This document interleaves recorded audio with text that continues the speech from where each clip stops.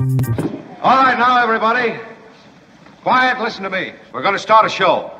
Now, some of you people have been with me before. You know it's going to be a tough grind, but we're going to have a show.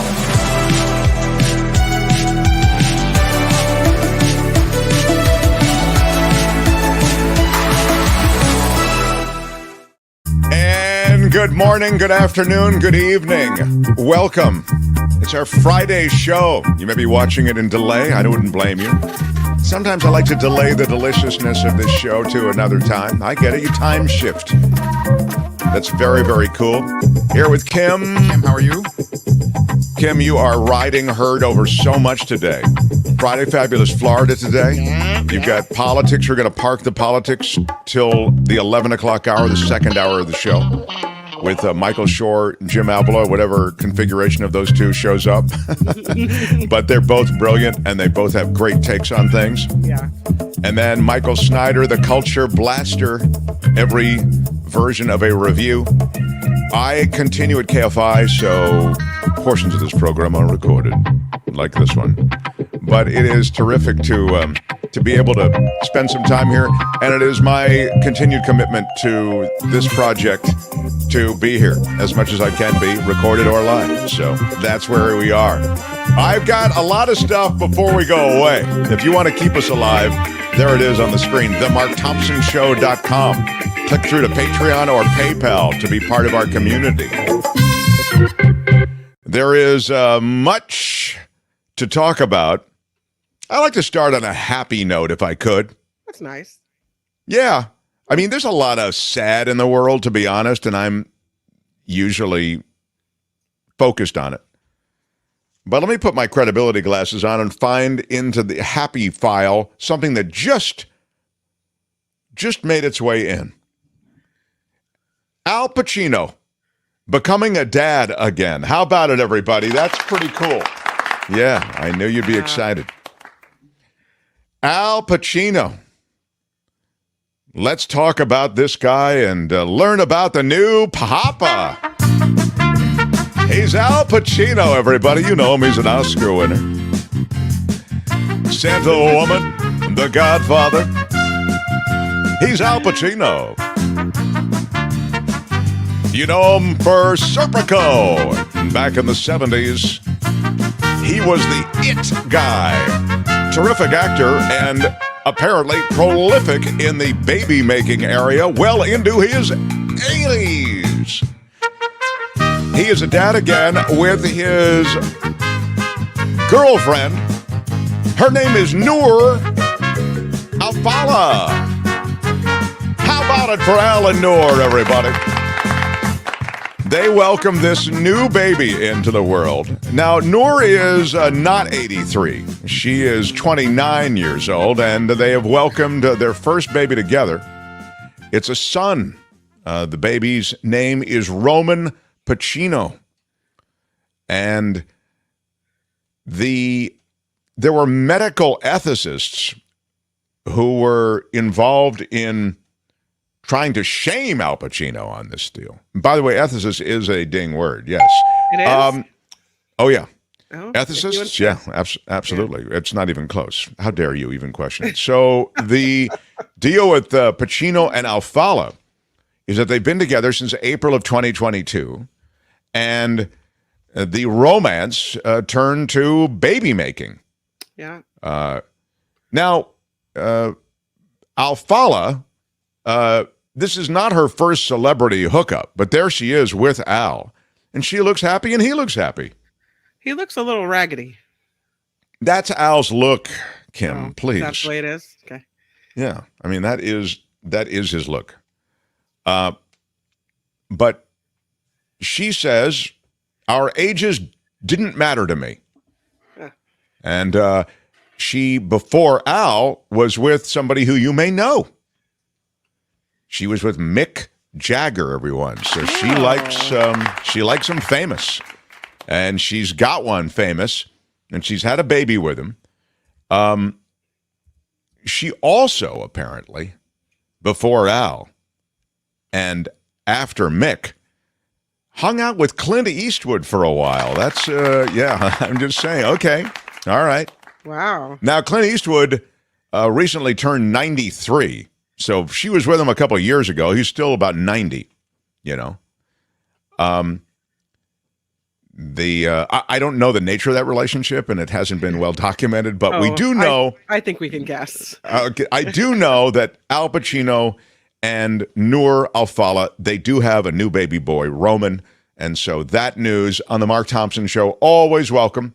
We're always happy to hear of the celebrities. I was mentioning the ethical considerations because, well, Al is, he's an older man, and there's concern that, he's welcomed this baby boy into the world, but he's not going to be in the world himself necessarily for the, the length of time that would be a solid period of time to get the child off and well adjusted, But look, the heart wants what it wants, and Noor wants what she wants, and everybody gets what they want, I guess, in the end. How do you do that? Like, how? I mean, props to Noor, because I guess if fame is what you're looking didn't expect for that. in a boyfriend, how do you go from boyfriend to famous boyfriend to famous boyfriend? I mean, you have to really get into these circles. I don't know how. Yeah, well, I mean, she obviously got. There's a reason that this place is fun. Yeah, well, it is fun. Look at her and Mick. That looks like real love. Yeah. Well, no. Yeah. It wasn't to be. No. I guess he was too smart in the baby making department. He's like, yeah, I'm not going down that road. Yeah, again. Exactly.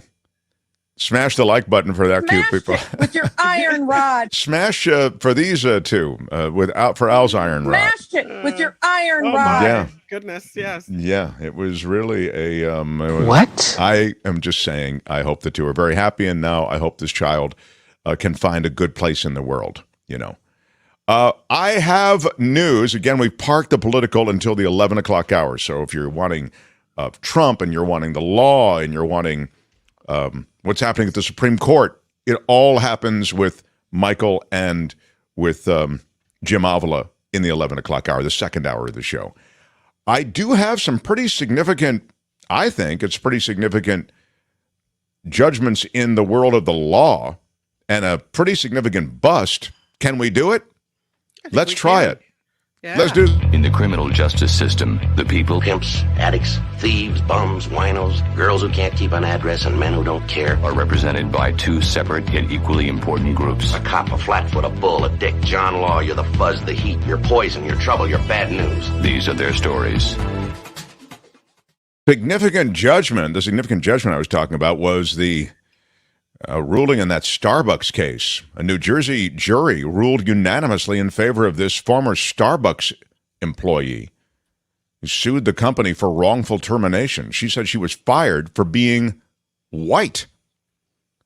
Shannon Phillips, the former regional director for the chain, said in a lawsuit, and this lawsuit's been in the pipeline now for a while, I mean, it's been in the court, that her race was a determinative factor. And determinative is a ding word in the Starbucks decision to fire her in the wake of a 2018 racial firestorm.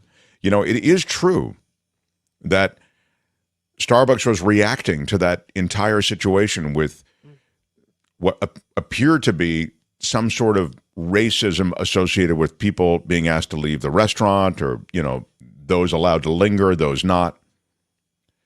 After a 6-day trial, the jury returned a verdict ordering the coffee giant to pay $25.6 million in settlement money. That includes punitive and compensatory damages. Compensatory is a dang word. Again, those two black men, Dante Robinson and Rashawn Nelson, they were arrested while waiting for a business meeting after an employee called 911 and accused the men of trespassing. I guess it was more... I think they were asked to leave initially, and then the whole thing got a little bit hot. So apparently they said they're not customers. They didn't buy anything, but they were there waiting for some type of business associate or someone to come. But the employee said, listen, if you're not buying anything, this is not like the community meetup joint. If you're not a customer, you got to go. And there were calls made to senior managers when they wouldn't leave. And finally, the police were called. And so then there was accusations of racism. Would that have happened if it was a white person sitting there waiting for someone? And so Starbucks had a big PR scandal, and they started to say, well, heads have to roll in order for us to make this point that we're taking this seriously and firing all those involved. And this woman happened to be in charge of the stores in that region. I see. Yeah. Mm-hmm. And so she was terminated, though, was she not? She was fired. She said, they told me to fire the manager at the store where this happened because of racism. And it wasn't true. The manager wasn't racist. And I told them, no, I won't do that to her. And they said, well, then you're out. And so then she got fired. And then she brought suit. This moment of, that situation that I was describing with those guys, that turned into, didn't they do a thing where they closed all the stores for a day so they could have a day of racial reckoning or something? I mean, it was it was a yeah. day of training. It was a day of sensitivity training and racial bias training and all that at all the stores across the country. Yeah. Well, the bottom line is that after going to court, the jury decided that Starbucks was wrong to terminate her. I think what's amazing about in this situation is the amount of money, $25 million. I mean, you're talking about then, and as I've mentioned, these are punitive damages and compensatory damages, but the compensatory damages aren't going to be very high. So it's really a pretty heavy punitive number. Now, David Katz, we could talk to him next week. Maybe he'll tell us that they're going to knock that number down on appeal or something, but the jury was on the side of the woman who was terminated. Yeah. Plus, not only $25.6 million, but also all the back pay since she lost her job, which doesn't amount to anywhere near millions. Well, that's the compensatory stuff, I think. Yeah. The by the way, the two guys, they got money from Starbucks. Yeah. The two guys involved in this. So, like the only one that lost in this thing is Starbucks. Yeah, it's really, I don't know. It's just a pretty tough situation for Starbucks. Sorry, guys. Good day, sir. Right. Write a check and move on. On the Bay Bridge, there was a huge drug bust. This is unreal. Yeah. A car is stopped on the Bay Bridge with enough fentanyl to kill 450,000 people. It was a routine. That's a lot of drugs. Wait, how much? I don't know. How would you handle this? Yeah. We could try ignoring it, sir. I don't think you can ignore this. During a routine traffic enforcement stop on the Bay Bridge, for those who don't live in the Bay Area, so this bridge connects San Francisco with Oakland and communities on the east in the East Bay. So it's a huge bridge. I mean, it's much bigger than the Golden Gate Bridge. They found two juveniles, as they call them, with 2 pounds of fentanyl. The amount of fentanyl that has the potential to kill about 450,000 people is what they're saying. How old were these kids? These kids, they don't say, they just say juvenile. When they are juveniles, then they kind of protect the information, I think, a little bit. Yeah. Fentanyl, of course, is the addictive synthetic that's up to 50 times more potent than heroin. 2 pounds of the substance may not seem like a lot, but it is when you consider how the smallest amount can result in a fatal overdose. 2 milligrams, an amount that fits on a pencil tip, is considered a potential deadly dose, according to the DEA. The juveniles were arrested, and they are not commenting anymore, the CHP, on this entire case. But that's a lot of bad stuff. At least they put them there in those different colored bags. That's kind of Why nice. Did they do that? Gives them a good look. Make them look all fancy or something? That's a good look. It almost looks like taffy that you get out at the coast. Yeah, it's a kind of whimsical, cute way to... There's a reason that this place is fun. Yeah, it's the colored bag that makes the place fun. So you say you can kill someone with enough to fit on the tip of a pencil? Right. And look at all that. Yeah, that's a lot of pencils that you Jeez. can... Yeah. Well, there it is. Quick run through a pretty major legal settlement and a pretty major bust. That's Law and Disorder for today. Tune in again next time for more Law and Disorder on the Mark Thompson Show. All right, that's it. Let's roll. Hey, let's be careful out there. Let's be careful. The Mark Thompson Show. What else is happening? There's some. I think this. What is the story with this this priest who you confess to? What is this, Kim? I still can't find the link, but it is here, right? Do you have it? It is there. This is apparently it's a priest that was called into a restaurant because the restaurant owner wanted the workers to confess their sins at work. Well, this is at a taqueria too. It's taqueria, yeah, which is not exactly like it's not like Meta where they set up a priest on floor 5 and you go in and see him as needed. It's Taqueria Garibaldi in Sacramento. They were apparently already under investigation by the Wage and Hour Department. Did you know we had one?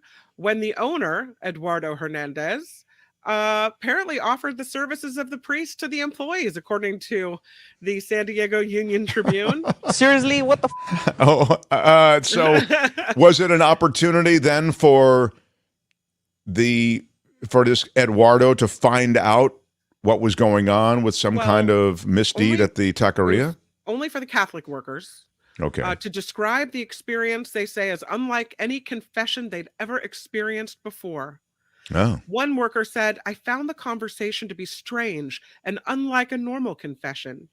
Instead of confessing to what she wanted to confess about, the priest informed her that he would be asking her questions to get the sins out of me." Wow. This is a word from the Lord, and he's not happy. Wow.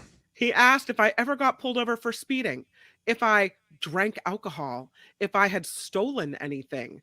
The priest mostly had asked work-related questions, which I thought strange. The priest asked, had I stolen anything at work? If I was late to my job? If I did anything to harm my employer? And if I had any intention toward my employment? That's what the priest wanted to know. Guess who got called? That would be, if you guess the U.S. Department of Labor, you would be correct. Yeah. It's, it ain't cool.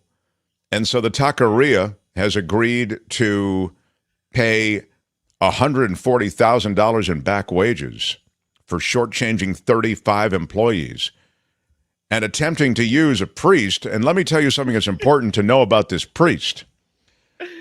He's not a real priest. What? Oh! Yes, it was a fake priest, which explains what Kim was talking about, that the priest was kind of redirecting the conversation and the confession to things that he wanted to. No wonder it was unlike any other confession she'd ever been to. Yeah, it really, this doesn't seem right. What's happening here? It's there's never been anything like this. That's right. Fake priest is going to get you nailed every time. So the U.S. Department of Labor, the fine for the back wages and the damages and using a fake priest to get them to confess to workplace sins, which is really what they were up to. And that, my friends, is a little look at some of the weirdness there. And that happened, right in Sacramento. The Mark Thompson Show. So I don't know where we're standing in terms of having to wrap up here, my little visit with you. But I do want to mention can I squeeze in a little story from the sky? Yes. I've got 2 stories from the sky, actually. Okay. All right. So you have to get the little... I got it. You want it? Here it Let's comes. do it, kids. Stories from We have clearance, Clarence. Roger, Roger. What's our vector, Victor? Enough is enough! I have had it with these monkey-fighting snakes on this Monday to Friday plane! Everybody strap in! SFO, the major airport in the San Francisco Bay Area, was without power. Amazing. They have power now. It's been restored. But San Francisco International Airport had lost power at 8:55 p.m. Was when did it happen? It would be 2 days ago. It was Wednesday. Mm-hmm. And they announced their outage. Affected areas were ticketing, baggage, and gates. Well, what really happens in those areas anyway? I mean, you lose your ticketing, you lose your baggage, and you lose your gate areas. I mean, okay. But apart from that, you're okay, right? So, I don't know. The juice place is still fine. They still have power. Great. Okay. Yeah, ticketing, baggage, and gates. That's the big three. The cause of the outage, they still don't know, and it's under investigation. But they restored power about 40 minutes later, I believe. So never a good sign when your airport loses power. I have, Meantime, I have video of that if you're interested. Oh, yeah, let's see it, I mean, what it looks like. It's just a dark airport. I don't know. It's very, very, very dark at the airport. Imagine an airport with all the lights on. Then imagine all those same lights off. That's what happened. This is what it looked like. It's got to be unnerving, though, right? Airport, thanks to the Independent. Yeah. It has to be unnerving.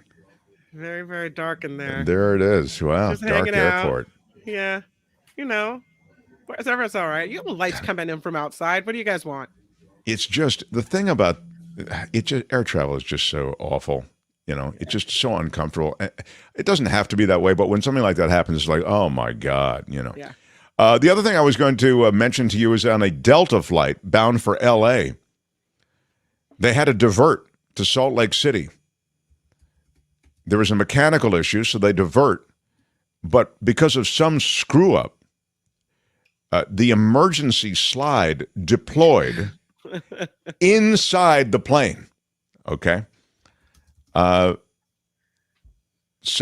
I mean, this is after they landed, right? So the first time to a person, the crew is saying, first time we've ever seen the emergency slide deployed by accident inside the plane. Never seen anything like this. We know. Thank you, Kim. There's never been anything like this. Have you ever seen anything like this? Have you ever? Where is my in our history? There is nothing in our history that quite compares to this. Yes. Have you ever seen anything like this? Yeah, that's the one. Have you ever seen anything like this? There it is. Kim will show you on her magic screen what it looked like. Can you see it there in the center? It's this gray silverish thing. It's kind of behind the doorway opening. Yeah. And it's like it fills up that entire area. It was super chaotic and they didn't really tell us what was happening, said one person. It looked like the plane just completely collapsed. All the passengers were in a state of fear and confusion. The flight attendants didn't really know what was going on either, said one. Following the incident, a crew member was taken to the hospital out of an abundance of caution. By the way, the best reason to be taken to the hospital is the abundance of caution.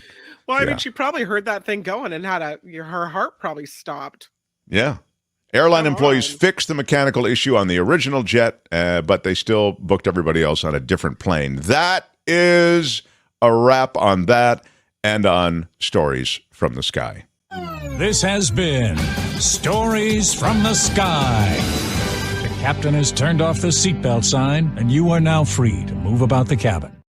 What awaits you is some great stuff. Friday Fabulous Florida. You've got political drill down, both, I think, on Trump-related things and the new polls that are out. There's a Quinnipiac poll out on everything from Trump to DeSantis, GOP likely voters, this kind of thing. And I'm sure Michael Shure and Jim Avila will speak about that if both of them are here. If whoever's going to, it's a photo finish. Jim, I think, will probably be here, but Michael sometimes is working over at TYT.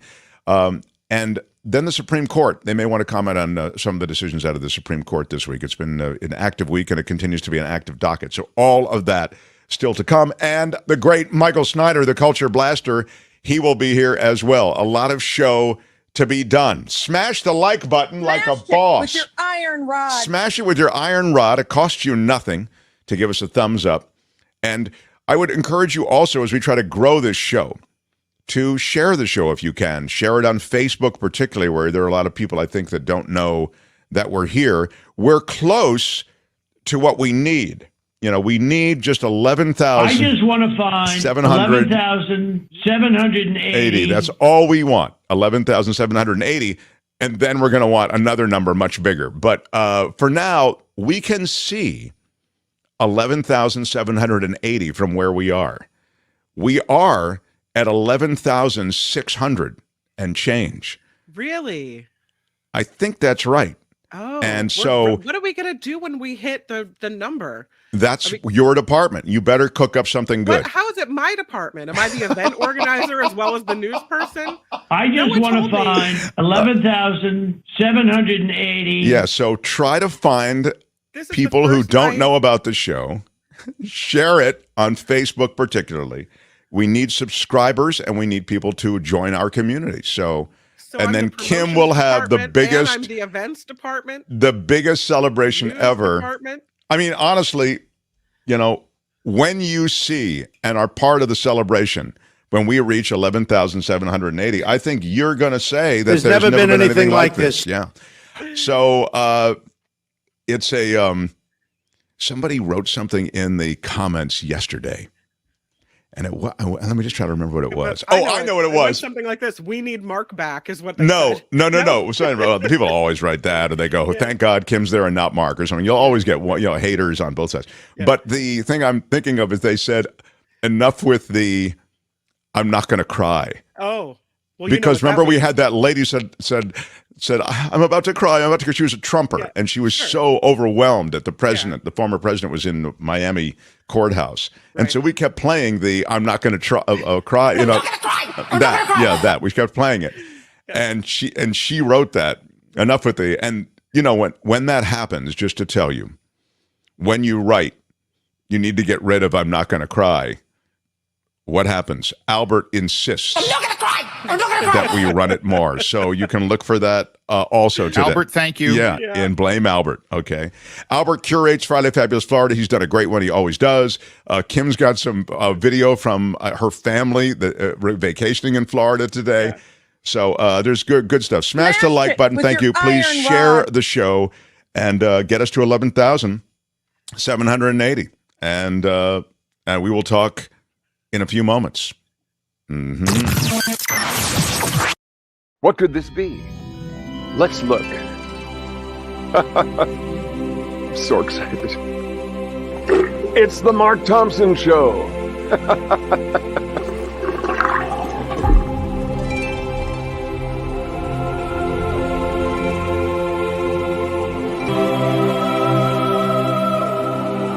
Is CinemaScope.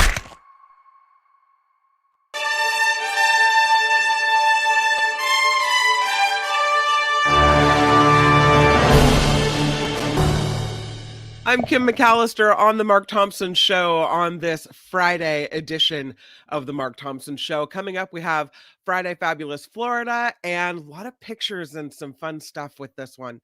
But first, let's talk about what's happening with this synagogue. You may remember the Tree of Life synagogue massacre. Well, the man behind it has been found guilty.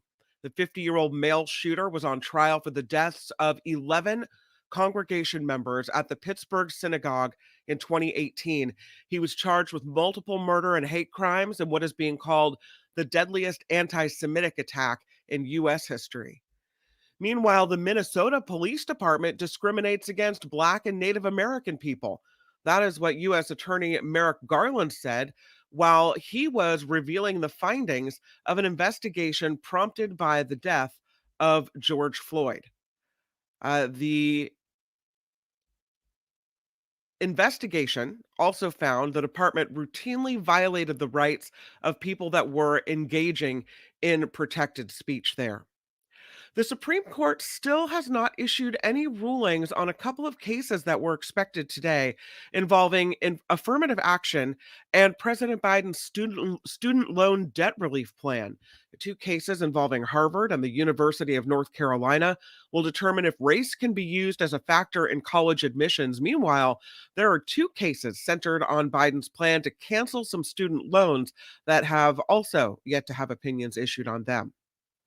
Here in the Bay Area, there's a woman under arrest on charges of retail theft after authorities recovered about $70,000 worth of suspected stolen merchandise at her Oakland home. Look at all those sunglasses. Wowzers. CHP officers served a warrant for an illegal fencing operation out of that house. The merchandise, apparently from various retailers. They also found an additional $2,700 in cash, an unregistered firearm. They arrested 35-year-old Hilda Gabriela Delgadillo of Oakland. She was booked on charges of organized retail theft, possession of stolen property, grand theft, conspiracy to commit a crime, and according to the Alameda County jail record, she is not allowed to be released on bail. So possibly priors or some type of thing that is precluding her from being released on bail rather. So she is in jail, and they recovered a lot of merchandise, $70,000 worth. It is almost Father's Day. And what we know is that people are about ready to drop a lot of money on dads. Yeah, I had a Father's Day picture that's not popping up. But we do know that it's going to be about $23 billion on Father's Day gifts this year. The amount $3 billion more than last year's total. That, according to the National Retail Federation, it's a record high. About 3/4 of U.S. adults are expected to celebrate this holiday, Father's Day. And I don't know if you've been following the story of Ja Morant, Albert, but we now know what's going to be happening with him post-season. And it looks like he will serve a 25-game suspension to start next season. The league announcing Morant's punishment today after he was seen with guns during posts on social media. NBA Commissioner Adam Silver said Morant's second offense in May was alarming after he had already served an 8-game suspension for the first incident in March. It's 25 games. Yeah, not a good look. He was one of the young stars, up-and-coming stars in the NBA. He even got a shoe deal from Nike, and he's all seemed to like kind of shoot away his chances, I guess. Oh, not actually, but like, you know, it's not fun to see. Hopefully he'll recover from this, but it's yeah, 25 games is a lot of money, by the way. Who does he play with now? Is it?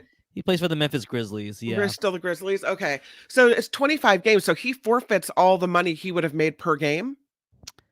I'd have to look into that, but I think so, because they do get paid per game for their game checks for their contract. So I hope that the whole, social media post and image building as a tough guy was worth it.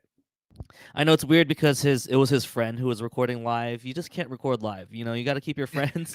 Even if he was he did something bad, but if you're with any famous person, like the first video was a leaked footage from a strip club, so there's people out to get him, kind of, Yeah. You just can't be doing that. No. So Ja Morant, 25-game suspension next season.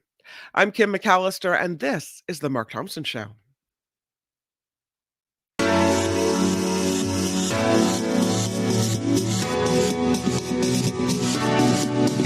The Mark Thompson Show.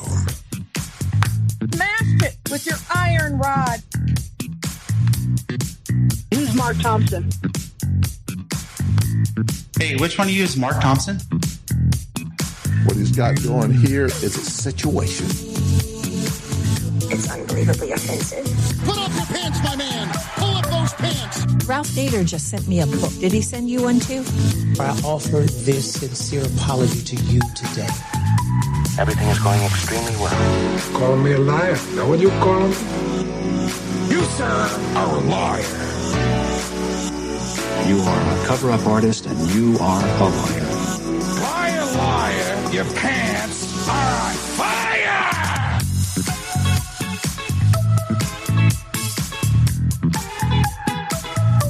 Google told me. Can you let him finish, sir? It was wrong, it was stupid, and I'm trying to be a better person. No.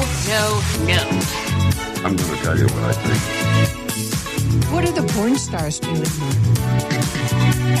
Do you have a secret talent? Doesn't anybody bet a weed? 100% effective. How about that? Say what?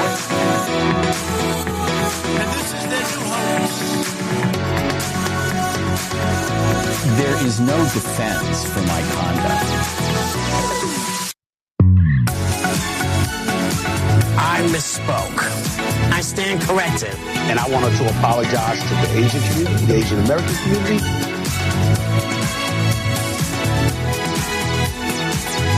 Time's up, mother effers.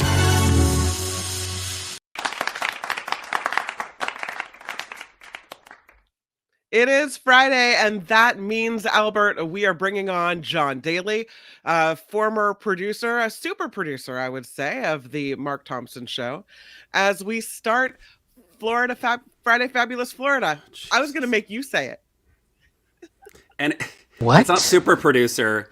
Everyone knows Dan Ashley said fabulous producer. Come on, Kim. Oh, I'm not off to a good start on this Friday. Do you even listen to this show? I do. I love this show. Although I have to mention, I can't help but notice that the show is on time, which is weird. I don't think we've ever seen anything like this before. No, it's a new development here during the fill-in stint. There's never been anything like this. We have a very video-heavy Friday Fabulous Florida. And so while Albert gets the first two videos all wrapped up and ready to roll, I wanted to show you some pictures and videos that my sister took on her vacation to Florida. My niece is a rower, and she went to the National Youth Rowing Championships in Sarasota, and Marin Rowing, their team came in 4th this year, which is great. Wow. It's fine. And you didn't go? I didn't go. Shocking. I tried to stay out of Florida. I will say, though, it's beautiful. Check out that picture. Wow. So pretty. I think that's down in the Florida Keys. One thing she did send me was videos of wildlife. So they're driving. They're kind of taking a tour after the championships are over. And they went down to the Keys and they did some driving, and they're going down the highway, and they pull over to use a rest stop facility. And they look over on the side of the road.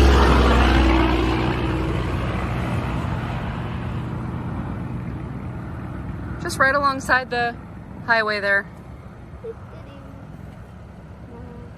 I'm totally sending that to the group chat. Did you take a video of Mom doing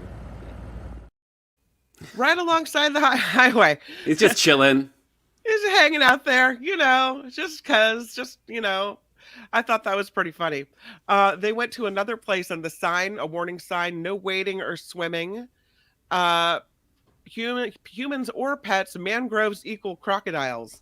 So warning signs all over the place. Well, the only thing they were missing were some drugs. That's what would have made it interesting. They were at lunch at a restaurant right on the water, and they looked down, and here's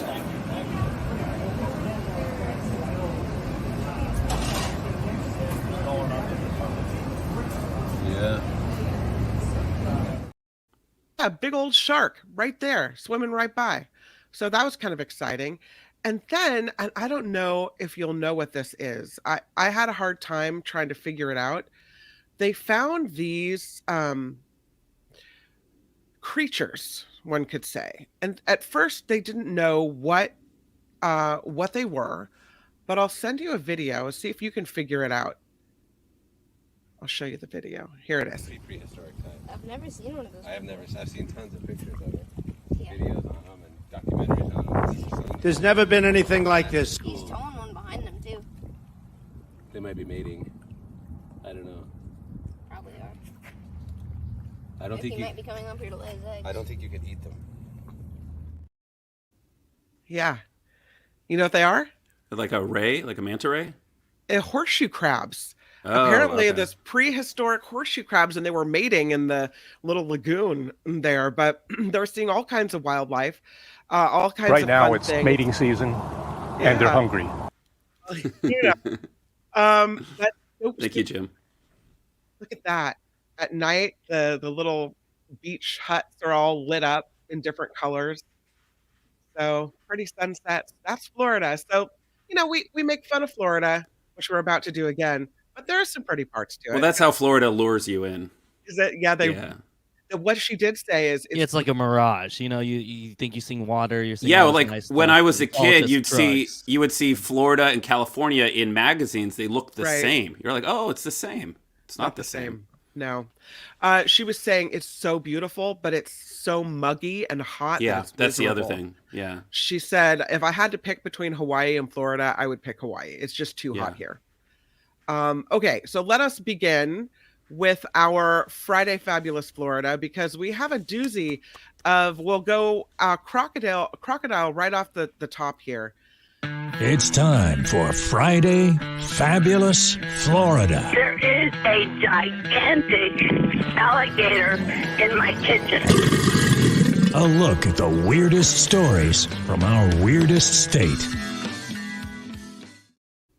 You live in Florida, you have your swimming pool, it's hot, you need to do a little dip in the pool, but you never know what you're going to find in that swimming pool. Case in point, a 10-foot alligator that did not want to get out. This guy was angry. He was thrashing about, threatening, big open mouth. He was, he was fine in the pool. He was hanging out, and he was not having the removal. Yeah, this one is not chilling. No, it's not. This happened at Plantation Key at about 2 a.m. This creature spotted in the pool, pretty backyard area. The video shows trappers from an organization called Pesky Critters trying to get this giant crocodile with a spool of rope, it looks like. This guy's tugging, he's rolling, he's splashing. Finally, they get him. You can see here. And they take him away back to a canal. I don't know if you let them linger in your pool, maybe they start feeling like it's their home. And, you just can't. Well, it is Florida. If you don't take care of a problem like that, they're going to move in. You can't trust that they're ever going to leave on their own. Yeah, they're going to start charging their phones. Yeah, no. So there's some crocodile stories and alligator stories today, but this is a crocodile. He's a big one. He's a big guy, but I thought that was interesting. Wait, alligator or crocodile? I thought it was an alligator. That was a 10-foot croc. That one was a croc. Yeah. Okay. You said alligator earlier. Okay. According to I'm sorry. sources. Yeah. Yeah. I guess the crocodile has more of a triangular snout. It's hard for me to tell the difference, but the story says that one was a crocodile. Well, that's why Albert's here. Yeah, that's why. The people that fact check me, that's good. Meanwhile, we'll continue with the animal situation, because people on a beach in Florida just, enjoying the sunshine and hanging out. And all of a sudden, this creature swims up. Look at this. It's a bear. This bear just swam from way out in the ocean to shore in Destin. Look at all the people. They're like trying to give him a wide berth. Yeah. They thought it was a dog when they first saw it out in the Gulf of Mexico. But when it finally got to shore, it just took off into the sand dunes. People say they weren't scared. They were just really more shocked and surprised. They say the bear is swimming right next to people. No one expected to see this bear in the Gulf of Mexico. So yeah, you got a croc in a pool, you got a bear walking up onto the beach. It's Florida. What do you want? Bears need to take a vacation too. I guess so. Yeah. Okay, so let's talk a little bit about this wildlife, but this is of the human variety. So this man goes to on a vacation abroad. He's going to Europe, going to be there for a while, right? About 7 months. Well, he comes home and he sees his door ajar. His house is thoroughly trashed, and it looks like someone's been living there. This happened in Ocala, I think. Ocala. Okay, so this man decides that he's going to lay in wait and see if somebody comes back to his house. And somebody does. So the homeowner says he was in New Zealand, where his wife owns property, for 7 months. And he starts getting a little suspicious when he sees his electric bill going up and up and up. He gets back home. He sees the door ajar. He sees the home, filled with garbage. He feels like someone's been staying there. So he decides to sleep in hi, Archie, your cat. He decides to sleep in a closet to see if somebody shows up. and somebody does show up. Yeah. So what? He opens his eyes, he says, and there's a guy at the bedroom door looking straight down at me. I freaked. I jumped up with my pistol and I said, "Get the F out of my house." Ocala police say 26-year-old Zamoye Brown had been in the home for months. And then police say the two were arguing over who actually owns the home. That's a pretty brave squatter. He's like, "No, this is my house. You get out." Yeah, after you've squatted for what, a couple months? I think it's yours, right? Well, I think that's how it works in Florida. Just might work. He says, "You don't belong here. You don't own this house. This house has been vacant for 3 years. Get the F out of my house." The homeowner fires a shot into the floor. Now he starts saying, "You can't do that. You're going to jail. You're going to jail. I'm going to call the police." So the homeowner says, "You call the police. Good. Bring them here." At the end, the police come. It's sorted out, the real homeowner. And he says, and I think this is kind of nice, even after the place is trashed and he's got to pay a higher electric bill. He says, "I don't want this guy to go to jail. He reminds me of my son in a way. Tall, skinny, too smart for his own good, and dumb as a bag of rocks at the same time." What the hell is going on in the United States of America? I don't think that's the reaction I would have. No. No. Guy ends up being charged with trespassing, possession of methamphetamines, and marijuana. Shocking. Yes, so he will be in court in July on this situation. Again, the meth and marijuana?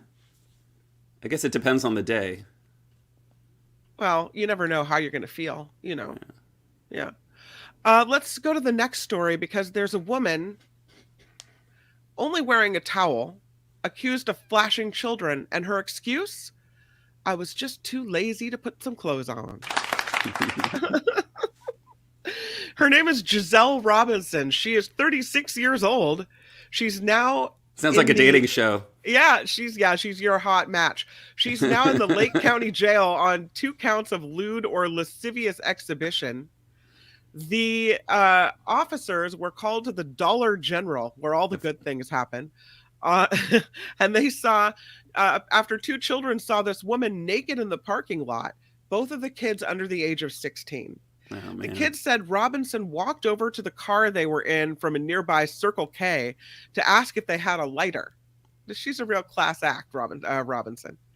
When the kids asked why she didn't have clothes on, Robinson said, "Just too lazy to put clothes on." When one of the kids started recording her on his cell phone, Robinson dropped her towel, exposing her naked body. That video is circulated to all the kids now. Police reviewed surveillance footage from the Circle K, which showed Robinson exposing herself while struggling to keep her towel on before walking toward the Dollar General where this happened. Officers arrived to find what they describe as an intoxicated Robinson wearing a towel and carrying an alcoholic beverage. Got a cocktail in her hand. So she dropped the towel after they started filming? What was she thinking, like, this is OnlyFans or something? It's, the Dollar General. That's what happens. So Robinson says walking around with only a towel on is normal to her. And she admitted being too lazy to put any clothes on. They went inside the Dollar General. It was wrong, it was stupid, and I'm trying to be a better person. And the Dollar General donated clothes. So wow. She's got some new clothes out of the deal. That's real. And she's being held in the jail on $10,000 bond. So that's what we have with Ms. Robinson in Florida. I don't know. There's another video story. I think you kind of have to see the video to really appreciate it. Okay. There's a situation we have here is a situation. What he's got going here is a situation in Seminole County where an Orlando police officer was allegedly speeding. His name is Alexander Showney. He was pulled over by a sheriff's deputy. He was going so fast. And he tells the sheriff, asked him, "Are you going to pull over? Like, it's 2 cops involved in this car chase." And he says, "I'm going to work." He tells the sheriff, I'm just going to work. Let's watch the video. The brief back and forth with Orlando police officer Alexander Showney. What? I am going into work, my man. Why are you trying to pull me over as I'm going? Because you're going 80 and a 45. I am going into work. What does it look like I am dressed for? My name is Deputy Hilton, and they see your driver's license. No. The officer gets back in his police car and takes off with his lights on. But no lights were on when a deputy says he first clocked Showney going 80 in a 45. Over 100 miles an hour trying to catch up. The Orlando police cruiser can be seen pulling around another car before the deputy can pull in front of the officer to make the traffic stop. You going to pull over? Fired, but he has been relieved of duty pending an investigation. Reporting live in Orlando, Connor. Sayonara, sucker! Yeah, he's out. Orlando police, the bond set at $9,000 for former officer Showney, I guess you could say. He took off after the stop with his lights and sirens on. He wasn't going to a call or anything else. So, well, you could tell he's the kind of cop who wants to shoot someone. Like, he became a cop so that he could be, like, you know, in charge. He's got some issues. He's a little angry. He's got a little anger issue going on there. And we also have a story about a woman arrested after deputies crashed while responding to her fake 911 call. Yeah. This happened, of course, in Florida. Fabiola Robles, she's 47. She was in Deltona when she got arrested for falsely claiming her neighbor's child was drowning. So the Volusia County Sheriff's Office rushes there, but on the way, they have a car accident, a pretty serious one. So this happens on June 8th. She said, "My next door neighbor's kid is drowning right now," to the dispatcher. They come to Ring Street. The Deltona Fire Department rescue jumps into action. They head to the scene. On their way, a couple of deputies for Volusia County in the same vehicle were involved in a serious T-bone crash at an intersection. That's not They were fake. taken to the hospital That's for real. treatment. Yeah, a civilian was left disabled due to that crash as well. And I guess it took 18 minutes, but 3 deputies eventually make it to the scene. They're accompanied by fire rescue personnel to save the life of this 8-year-old child that was allegedly drowning, but there's no pool. There's no body of water in the backyard of the neighbor's house. There's only an inflatable water slide. The neighbor told deputies Robles had been nothing. Robles had been complaining about the noise of his children playing at one point and started shouting at them. He said the kids were saying something about she wanted them to die, I guess. And so, yeah, the deputy asked her if she saw a child drowning, and she said, "No. Am I in trouble?" "Yes, ma'am. Yes, you're in trouble. You are." The call was changed from a possible drowning to a noise complaint. She was arrested, faces a misuse of 911. She was released from jail on a $5,000 bond. It's a wild idea, but it just might work. Yeah, she deserves all of the prison time she's going to get. Sounds like a misuse of meth as well. My bad. I'm sorry. Once again, it's somebody with anger issues. You know, she's angry at the noise and can't figure out how to solve the situation properly. And someone's disabled from it, unfortunately. Do you think these people are angry before they moved to Florida? Or is it Florida? I think they've never left Florida. Maybe it's the humidity. Water, John. It's the water they drink down there. Is that Maybe what it's the humidity. I think it's the humidity. So there's a Florida woman that intentionally reversed her car into a man in a wheelchair during a robbery. That's the allegation here. 2 people arrested with this one over the weekend in connection with an alleged robbery that ended up with a man in a wheelchair nearly being run over. It happened in the parking lot of Cash America Pawn on Cocoa Boulevard in Cocoa. You know where that is. Oh, yes. Where is it? Right near the what? The Whole Foods? Yes, the Whole Foods. Yeah. So this woman and this man walk into this store, this pawn shop. They're trying to pawn a TV set. An employee at the pawn shop tells police she recognizes the woman as Jacqueline Bennett, who's a regular customer. The employee said she was exhibiting unusual behavior. Yeah, they're regular customers of their meth dealer. That's right. Look at those faces. After Bennett leaves the store, the employee says she heard a man screaming for help from the parking lot. "They robbed me." Police go to investigate. They get surveillance footage of this incident, which shows a man snatching the wallet of another man in a wheelchair and then running toward Bennett's car. The video shows the man in the wheelchair grabbing a hold of the back of Bennett's car as she was trying to, allegedly, back over him. The employee came outside, tells her stop reversing her car, but the car hit the man in the wheelchair twice. My bad. I'm sorry. She pulls forward while the wheelchair guy is still holding on to the back of the car, causing him to fall out of his wheelchair. Ugh. She speeds off down the highway, but is apparently later arrested, along with Timothy Wilhite, who is the man who allegedly stole the wheelchair fellow's wallet. Police say Bennett intentionally and maliciously reversed her car into the man in the wheelchair. Into the jail they go, and they are their bond is $60,000 for her and $15,000 for him. They also have a July court date. Like, if you were casting people as meth addicts in a movie, that would be central casting right there, right? You see those faces? Oh, man. All right, I have the last one before we do our roundup. This one, a Florida man cutting off his ankle monitor dives right out of the apartment building window during a SWAT situation. This happened in Sumter County. This man with a lengthy criminal rap sheet arrested after he had barricaded himself into his apartment. Early Sunday morning, 911 calls come in reporting a car had crashed into a Sandalwood apartment building and the driver was breaking into multiple apartments. Ooh, yeah, that looks bad. Deputies arrived. They identify 44-year-old Corey Michael Payton as the person burglarizing the building. He later barricades himself inside of a second-story apartment. He had been threatening to shoot deputies who then evacuated multiple apartments considered to be in danger. SWAT team gets called out. They start speaking with him, negotiating through the broken second-floor window that he had smashed out. Several hours this goes on. They're trying to negotiate with him. Finally, he dives out of the window, hits the ground. They have to perform life-saving measures. What? He's flown to a trauma center.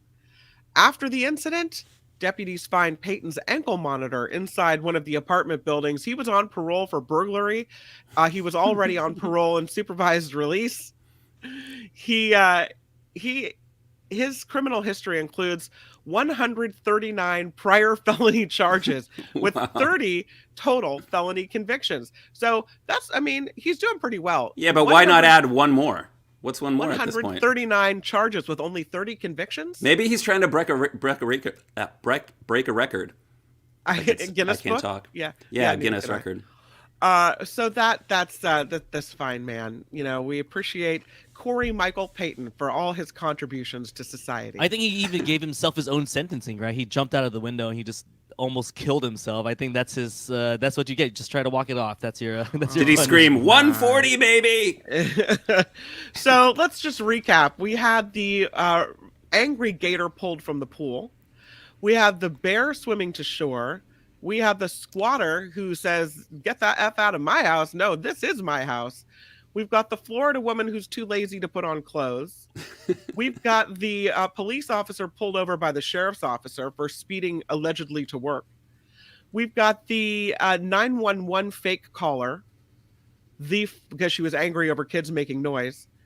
The woman who allegedly reversed her car into a man in a wheelchair during a robbery.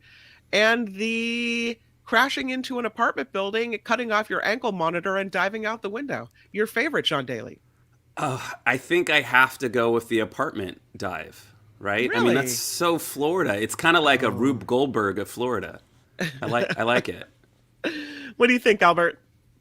I mean, I kind of want to go apartment also, but maybe the random man squatting in the other Florida man's house for over a month. It's just a bizarre story, and the fact that he actually tried to plead that that's his house now, right, is commendable. Like that's it's a wild commitment. idea. That's commitment. Yeah, we've got a lot of votes for the naked it's lady. A wild idea, but it just might work. Because I mean, you have to admit she did have a cocktail in one hand and holding up her towel in the other until she wasn't. Let's see. Ren loves the bear. Naked lady, we got the too poll lazy. up. Right now it's tied between the cop pulling over the other cop and the Florida man jumping out of the window. I did not put the nude woman in there. I think there were some children involved, so I didn't want to include it in the poll. Yeah. But yeah, so I think that's why you're seeing a lot of people. They're swimming in the ocean. I'm gonna go gator. I have to go gator. You always go gator. Well, it was angry, this one. It was good video. Well, they're usually angry. They're usually angry. Yeah, the pool was really well lit. It got that blue. It looked good in the night. So it's more the production value. Yeah. Yeah. Oh, well, that is Friday Fabulous Florida.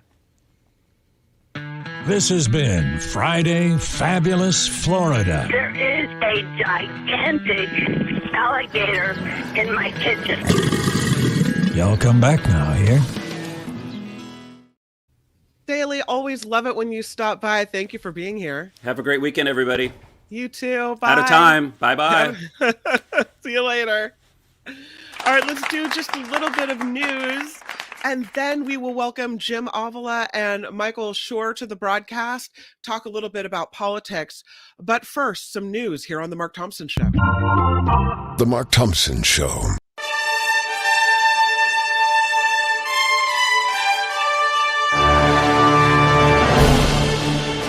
Still waiting for some rulings. The Supreme Court still not handing down rulings on these two major cases, the decisions involving affirmative action and President Biden's student loan debt relief plan. Not included in today's release of opinions, the two cases involving Harvard and the University of North Carolina will be determining if race can be used as a factor in college admissions. The Justice Department, it was kind of mentioned this earlier, they're laying out systemic problems with the Minneapolis Police Department. Attorney General Merrick Garland detailing the findings of an investigation prompted by the death of George Floyd. He said this department engages in a pattern or practice of excessive force and unlawfully discriminates against Black and Native American people. Michael Jordan finalizing the sale of the Charlotte Hornets, bringing an end to his 13-year ownership of the team. ESPN reports an agreement between Jordan and a group led by investor Gabe Plotkin and private equity partner Rick Schnall. The two will become the franchise's governors after the NBA finishes a vetting process to approve them. I guess that takes a little while. The president of Belarus says his nation has started taking delivery of nuclear weapons from Russia. President Alexander Lukashenko saying on Thursday, some of the tactical nuclear weapons are 3 times more powerful than the atomic bombs that the U.S. dropped on Hiroshima and Nagasaki in 1945. So again, the president of Belarus says his country is now taking delivery of nuclear weapons from Russia. Concerning? I say possibly, yeah. President Biden visiting Connecticut today to highlight the work done to fight gun violence. The president will attend the inaugural National Safer Communities Summit at the University of Hartford. He'll be joined by gun safety advocates, families impacted by gun violence, and some local leaders there as well as he finishes this visit to Connecticut. The FDA is recommending vaccine makers make a single strain COVID booster shot that targets a specific Omicron spinoff. The agency saying in a news release that aiming for the subvariant will be important for the fall. The monovalent shot would be providing less protection against the original 2019 version of the COVID virus, which experts don't expect to return. According to CNN, they say continuing to include the 2019 version in vaccines would result in lower efficacy against the new strain. So instead, they just want the vaccine to focus on a specific Omicron variant. And lastly, there is a video that has gone viral of a 21-year-old Charleston woman who flies to and from her New Jersey internship every week because she says it's cheaper than renting in the area. Her name is Sophia Celentano. She posted a video on TikTok that her employer, Ogilvy Health, requires their interns to work in person 1 day a week. So she says she lives with her parents in Charleston and she pays $100 for this round trip flight to Newark. She said that rent in Manhattan was more than $3,400 a month. I don't know how much it is in the New Jersey city where she's interning. But according to her LinkedIn page, she's majoring in media studies at the University of Virginia. So she just flies in, does her 1 day a week, and works the rest from home, saving lots of money. It's a wild idea, but it just might work. I'm Kim McAllister. This is The Mark Thompson Show. What could this be? Let's look. I'm so excited. It's The Mark Thompson Show.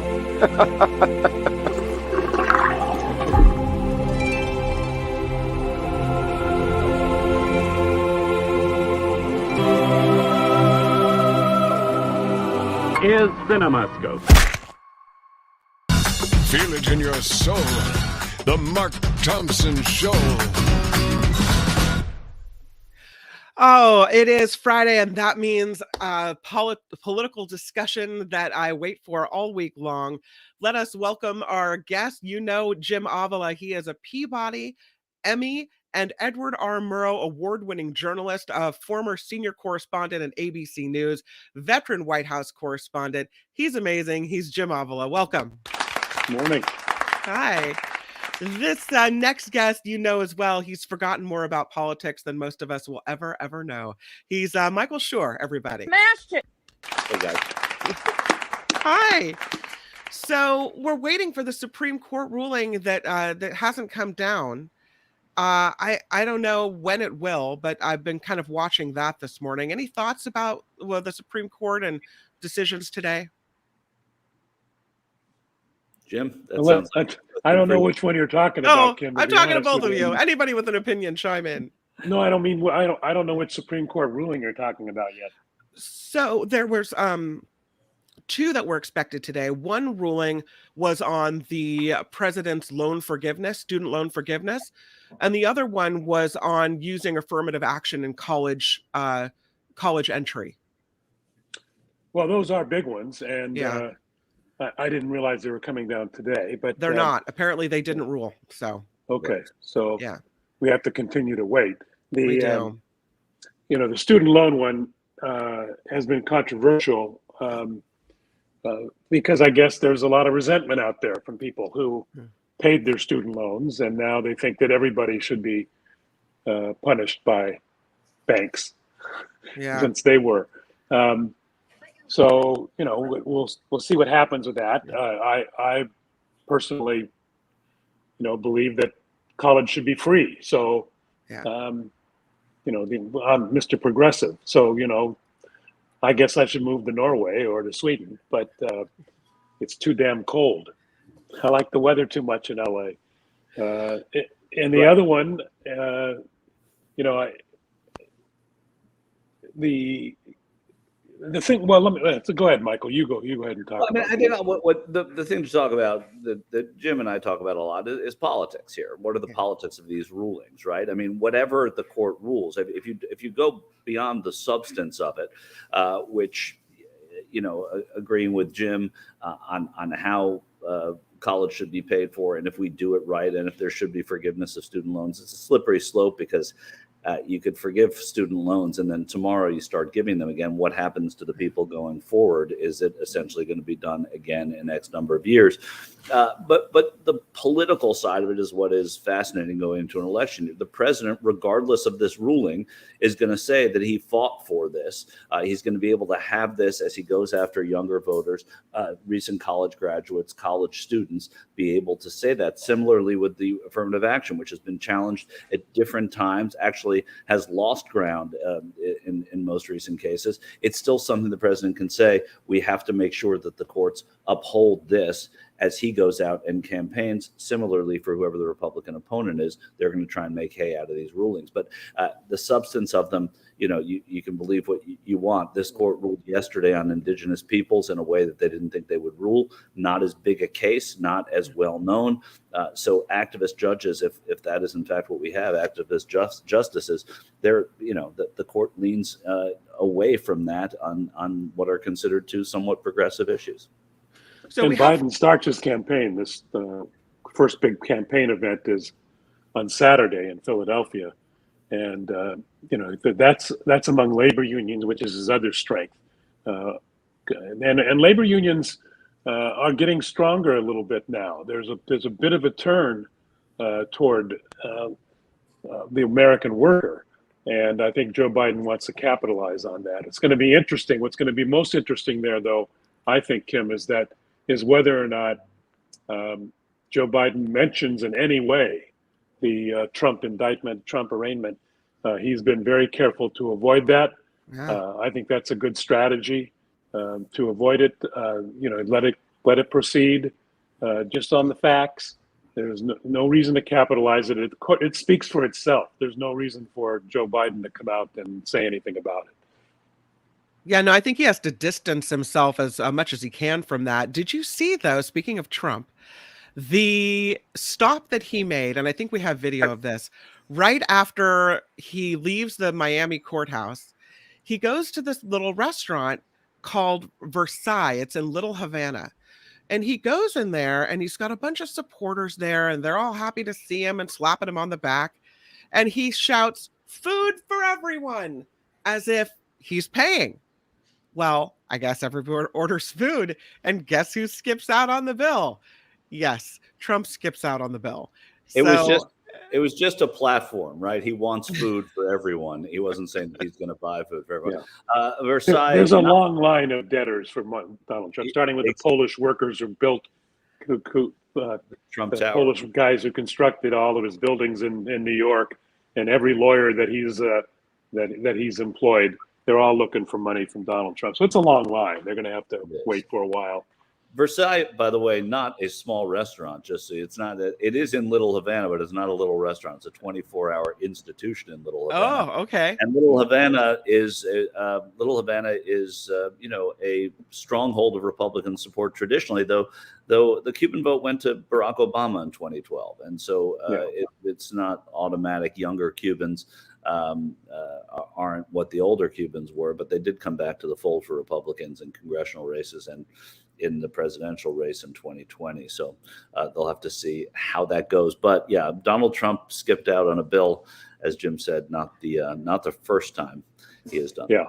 Well, I lived in Miami for 3 years. The Versailles is an institution there, and is a political institution because, as Michael says, of all the stronghold of Little Havana, where, yes, the older Cuban population, the ones who escaped the Cuba they didn't love anymore when the communists took over and when the mafia was kicked out, that stronghold remains pro-Republican.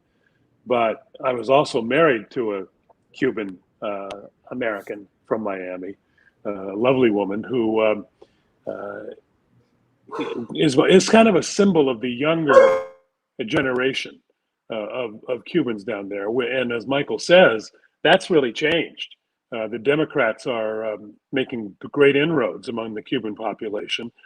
Trump did a pretty good job of stirring up, the anti-communism, by calling Democrats communists. That's what he campaigned on in Florida. It was successful because there's a lot of people from Venezuela there. There's a lot of people from Cuba, and they are just escaping, or many of them had escaped a Cuban regime that they didn't. So it's for a longer discussion because what happened in Cuba, and I of course covered Cuba for years, and what happened there is not as simple as Fidel Castro. It's what Fidel Castro, while he was a dictator, yes, it is the only country in the Caribbean with a high literacy rate, a high medical rate, where birth rate is very high. The healthcare and education in Cuba is phenomenal. Their economy is in big trouble. It has been for many years because their big brother to the north has an embargo on them, and they can't get any goods. It's pretty tough. So it's a very complicated situation. But the Republicans have been able to take advantage of that. So one of the things we're talking. Oh, did you? I'm sorry, Michael Shure. Go ahead. Yeah, Cuban identity. I want to add on to what Jim is saying. Another complicating part of this is, as immigration has risen as a debate, Cuban self-identification as not being part of a wave of Latinos and Hispanics coming across the border puts them in a different bracket, and they want to identify separately from the other what we think of as Hispanic immigrants here. And so that has gone toward pushing many of them toward Republicans because of that debate. And it has nothing to do with politics as much as sort of sociological identification. Speaking about Trump, one of the things that I noticed is his wife has been absent. So he's been in the courtroom. He's been except for in on New Fox Jersey. News. Except for there. She did make an appearance on Fox News, but they misidentified an aide as Melania. She's not a dutiful wife standing by her husband. You know, you see these politicians accused of sexual misconduct and the wife stands by their side with a somber look on her face. This whole, she's been kind of silent except for maybe one interview. She has been, when he was in Miami in a courtroom, she's in New York. So she's not, I don't know if she's supporting him or if she's busy or what. What does that say about, what's going on? Jim? What did the back of her coat say? I don't care.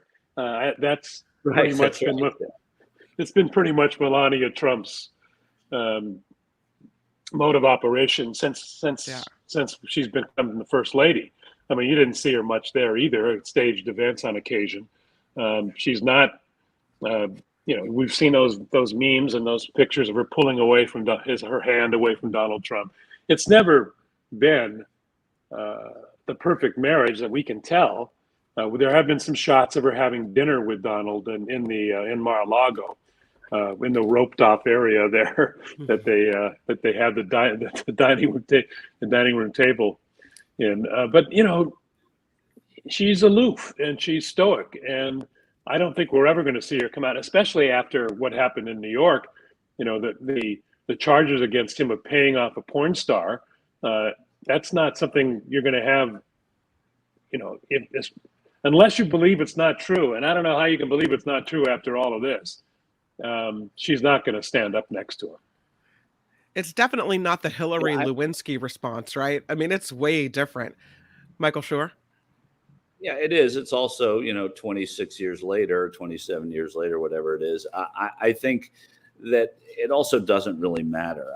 I think it's such a subplot to the history that was made in that courtroom that it is the kind of distraction that obviously we naturally look at. But I don't think it really matters. It doesn't mean she's not supportive. It doesn't mean she has said that she is gung-ho about the White House run. She has said that she stands by her husband's politics. And she has taken kind of a back seat to a lot of what we typically see. There's nothing typical about the way that the Trumps operate, but what we saw in court the other day, what we didn't see, but what we know happened in court was the real argument and the real exclamation point on why a Trump presidency is not what the country needs right now. And it's not because he and Melania aren't getting along. Let's go back to New York, because the second Trump defamation trial brought by E. Jean Carroll is now being set for January of 2024. She's already awarded $5 million in this earlier trial against Trump. And because then he goes and opens his mouth and spouts off more, she's asking for another $5 million. How does this play into everything that's happening during this candidacy? Well, you wonder why he can't keep a lawyer, right? I mean, every single time he can't listen to what the court does. He is a rogue defendant, and he cost himself this money. She had the right to go back to court because of the fact that he spoke about her in a defaming way after the trial, and so she reapplied to extend the damages because he kept damaging. And then you see in Florida, he can't get a lawyer to go to his arraignment. Lawyers quit on him all the time. Some of them turn on him as well because he is that kind of a client. So no surprise here, and she'll probably get a lot more money. Yeah, and I think what's interesting is that politically, the New York charges, while damaging, are not what's going on in Florida. What's going on in Florida, with Jack Smith and the federal government charges, those are hard to explain away. But the Republicans themselves are even beginning to have trouble. While they initially came out when the indictment was announced and claimed that this was a witch hunt and a government selective prosecution, there's still some of that going on among the far right, but you're beginning to see cracks in this. Tim Scott has said there are serious charges. Nikki Haley has said that he has endangered our troops, but then again, she says she'll pardon him. Mike Pence has gone a little further. Of course, Chris Christie's right there. And even in Congress, there have been people who have said they can't defend him on this. And I think these charges are really going, as opposed, I'm interested to see what the polling says over the week, probably get some polling over the weekend on the Sunday shows to see whether or not he got the similar kind of bump he got in New York that he's getting in Florida.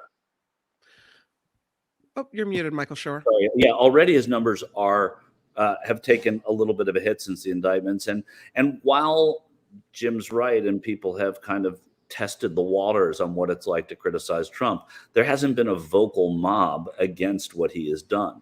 And I think, speaking, as someone who covers political campaigns and that sort of thing, that's the risk these people have to take. Being careful for Nikki Haley is not going to get her the presidency or the nomination.